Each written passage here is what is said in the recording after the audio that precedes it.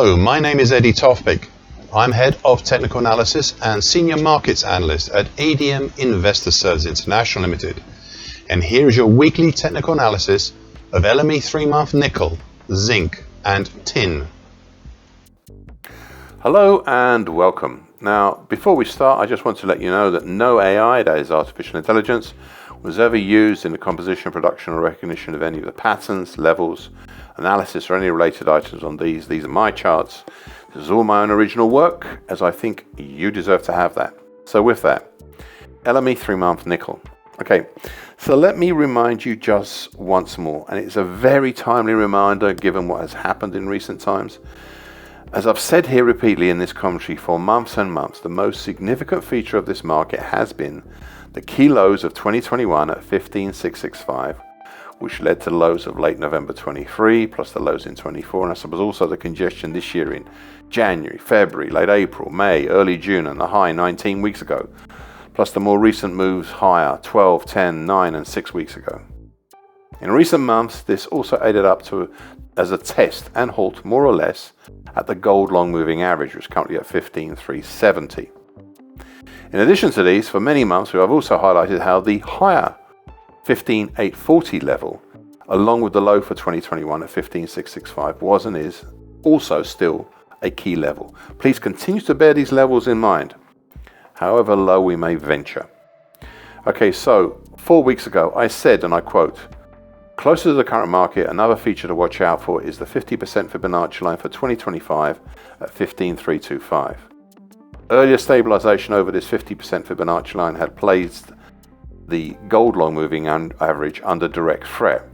However, we have since pulled back lower, and it's worth now looking lower. First at the September low at 15,055, as if we exceed that on the downside, and we still might, well, this month of October will be set up to become a possible monthly key reversal, for all the implications that may have.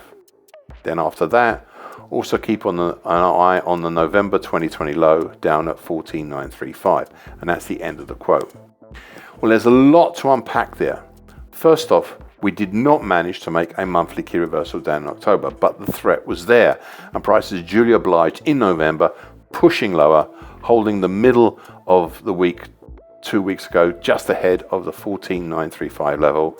But then by the end of that week, the market punched down through this level, and as you can see, there was little underneath until the congestion in late 2019 to early 2020 centered around 14,395, and last Friday's drop and swift pull back up might be a result of that support. Okay, so what have we done? Well, we have exited out of a late May to November rectangle pattern, which is currently 14,935 to 15,665. A pattern I mentioned 10 weeks ago and ever since. This break below the rectangle gave a primary target in the 14,540 zone, which was reached today, but still leaves a secondary hard to reach target X1 down at 14,205. Significantly below the congestion around 14,395. Will the market reach that far below? Well, it is now looking unlikely, and I'm considering retiring it, as we seem to have started the formation of a November-based V-bottom. This now brings into play those key levels I mentioned right at the start, the 14,935 November 2020 low, the September low at 15,055, the dead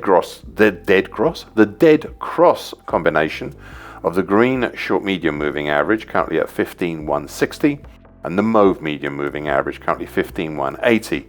And even the 50% Fibonacci line for 2025 at 15,325. And I think I will leave it at that for now. LME 3-month zinc.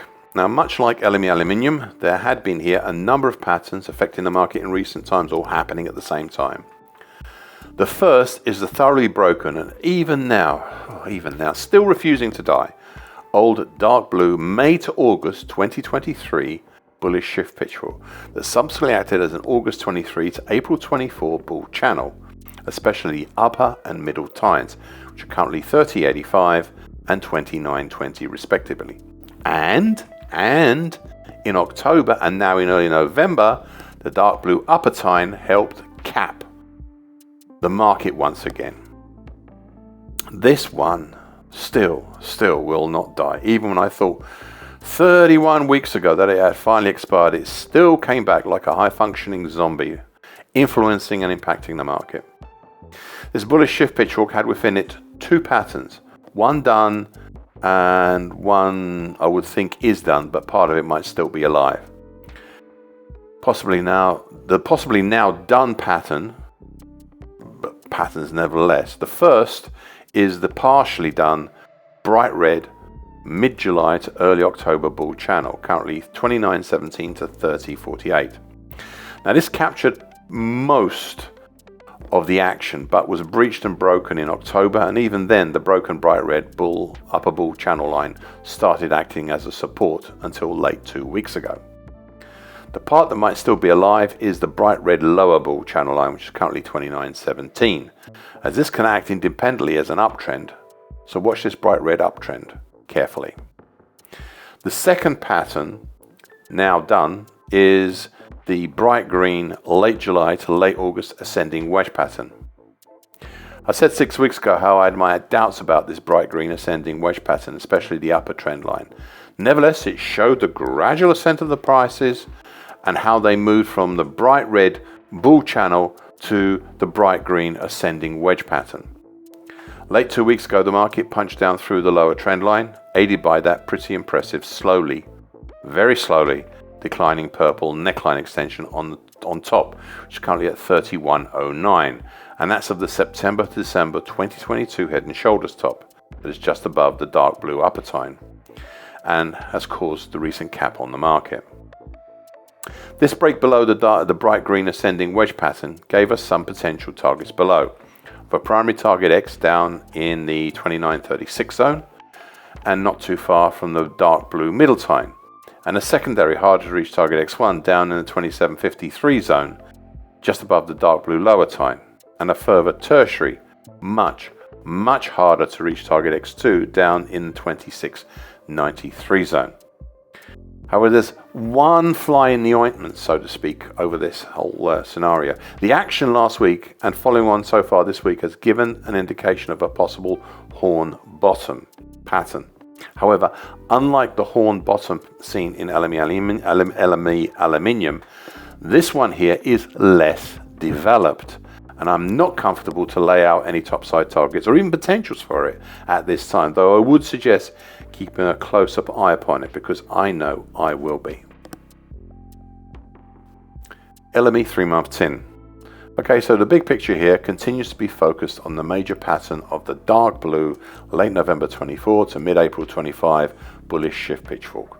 We are back above, properly now, the dark blue middle tine, currently at 36,700, making a new high, one not seen since April. This all ties in with other moves as November's highs exceeded October's and are starting to approach the ones in April, and the lows have been moving higher as well. That high in April is the high for 2025. Today we have pierced once again the June 22 high at 37,505, and I wait to see if we close over it and whether it would beat early April's high close, which would be important, at 37,650. We also have this week moved up over the important bright red neckline extension, currently at 37,200, of the August to November 2024 head and shoulders top, which had earlier mid-year capped prices along with the dark blue middle tine. Within this quite large bullish shift pitchfork, we have two other patterns in operation. One dating from July that still works, just about, and a newer nascent October based one.